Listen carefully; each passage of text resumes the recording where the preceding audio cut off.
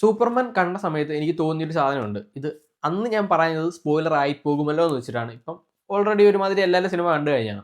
ഈ ഒരു സിനിമയ്ക്കകത്ത് സൂപ്പർമാനെതിരെ ഭയങ്കര ഹെയ്റ്റ് നടക്കുന്നുണ്ട്. ലക്സ് ലൂഥർ ഭയങ്കര ഫേക്കായിട്ട് നടത്തുന്ന ഒരു ഹെയ്റ്റ് ക്യാമ്പയിൻ ആണ് ഈ ഒരു സിനിമയിൽ കാണിക്കുന്നത്. അത് കണ്ട സമയത്ത് എനിക്ക് തോന്നിയത് അത് ജെയിംസ് ഗൺ മനഃപൂർവ്വം ചെയ്തതാണ്. അതായത് ഈ പറയുന്ന സൂപ്പർമാനെതിരെ ഓൾറെഡി സ്നൈഡർ ഫാൻസ് ഭയങ്കര ഹെയ്റ്റ് എന്ന് വെച്ചാൽ ഭയങ്കര ഹെയ്റ്റ് സ്പ്രെഡ് ചെയ്യുന്നുണ്ട്. അതായത് ഫേക്കായിട്ട് റിപ്പോർട്ടുകൾ സിനിമ കൊള്ളില്ല എന്നൊക്കെ പറഞ്ഞിട്ട്. അപ്പം അവർക്ക് വേണ്ടി പുള്ളി ആദ്യമേ ഈ സാധനം തെറ്റി വെച്ചിട്ടുണ്ട്. നീയൊക്കെ എന്ത് വെച്ചാൽ കാണിച്ചു, ഞാൻ ഇവിടെ തന്നെ കാണും, എൻ്റെ സിനിമ ഇവിടെ ഓടുകയും ചെയ്യും, ഞാനാണ് DCUവിൻ്റെ CEO, അപ്പം ഞാൻ പറയുന്നത് ഇവിടെ നടക്കൂ എന്നുള്ള ഒരു സ്ട്രോങ് പൊളിറ്റിക്കൽ വ്യൂ ആണ് പുള്ളി പറഞ്ഞതെന്നാണ് എനിക്ക് തോന്നുന്നത്.